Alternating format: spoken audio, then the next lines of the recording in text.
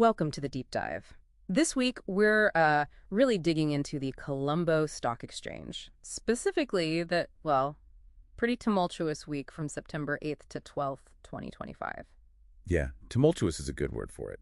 On the surface, just numbers, but underneath, a lot of shifting dynamics. Exactly. So our mission today is to unpack what really happened behind those numbers and, maybe more importantly, what it tells you about investor thinking right now. Right. This wasn't just, a simple dip. It was a period of significant volatility. Yeah. Yeah. But also really interesting capital shifts.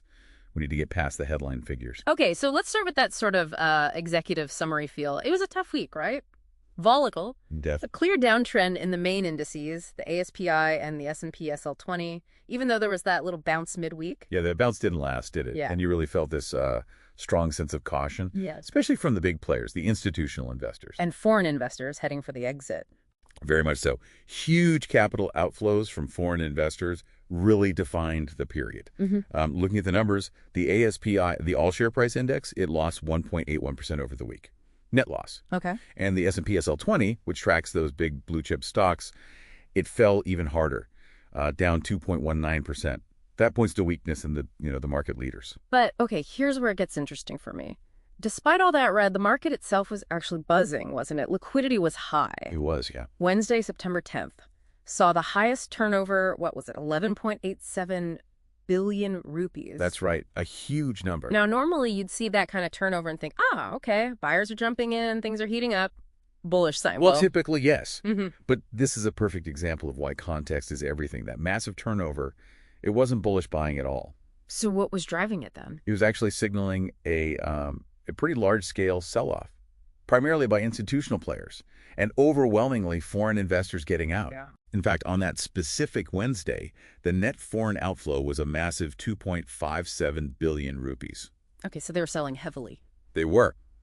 And the reason the market didn't completely tank, frankly, is that domestic buyers stepped up and absorbed a lot of that selling pressure. Right. So the high liquidity was actually the sound of shares changing hands on a massive scale, but moving from foreign to domestic holders. Exactly. It prevented a much worse crash. It shows how high activity doesn't always mean, market health. Sometimes it's a sign of major repositioning. So that paints a picture of two very different groups of investors, doesn't it? Foreign versus domestic.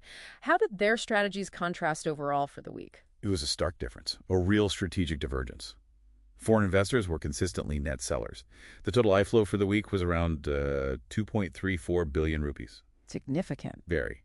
It clearly reflects declining confidence from their side, maybe a flight to perceived safety elsewhere. But domestic investors, they were the net buyers. Seeing opportunity in the dips. Precisely. They viewed the price corrections as a chance to pick up shares, maybe shares they thought were too expensive before. They essentially provided that crucial floor for the market. So a real clash of sentiment playing out. Absolutely. And, whose view prevails will really shape where the market goes next. Let's zoom in a bit now on specific sectors and maybe some stocks, because it wasn't all bad news, was it? No, not uniformly. The energy sector, for example, actually stood out. It gained 4.28% for the week. That's pretty strong against the trend. Yeah, and driven by some speculative interest. LAU, GFS, GAS, for instance, had an incredible Monday, jumping something like 65.42%. Wow. But the flip side, I guess, was pressure on the bigger sectors. Banks, financials. Oh, definitely. Those blue-chip heavy sectors like banks and diversified financials, they felt the broader negative sentiment. They were under clear pressure, reflecting that S&P SL20 dip. Okay. Now, something you flagged earlier, this X annotation we sometimes see next to stock names, like HNB Finance X, I think you mentioned, which looked like it dropped a lot, like 18%. Yes, exactly. And this is really crucial for anyone looking at individual stock price movements. That X, it usually means the stock went X dividend or X rights that day. Meaning? Meaning the price drop you see isn't because people suddenly hate the stock or the company's doing poorly. It's more of a mechanical adjustment. The price falls roughly by the amount of the dividend paid out or adjusts for a rights issue because the new buyer won't receive that specific benefit. Okay. So it's not market sentiment driving that specific drop. It's just the value of the dividend or leaving the stock price. Correct. It's really important not to misinterpret those X-day movements as fundamental weakness. It's just an accounting adjustment, essentially. Got it. Good clarification. So looking at the technical chart picture then, what did the ASPI show us? Struggling to rally. Yeah, it really struggled. Any attempt to move higher seemed to hit a wall, what technicians call a resistance level. That seemed pretty solid around the 21,000 to 21,100 mark. Couldn't break through. Couldn't sustain it.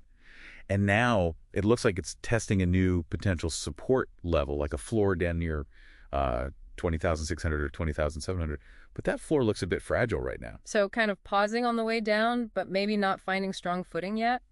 That's a good way to put it. I call it bearish consolidation. The overall trend is still weak, the market's sort of digesting the losses, but the risk is still tilted downwards. Uncertainty is definitely the word. Expect more volatility. Okay, so pulling all these threads together, the foreign selling, the domestic buying buffer, the sector rotation, the technical picture, what's the key takeaway for you, the listener, watching this one again? I think the main thing is understanding that the high liquidity we saw wasn't necessarily a sign of health. It was more a symptom of this big capital shift, this redistribution.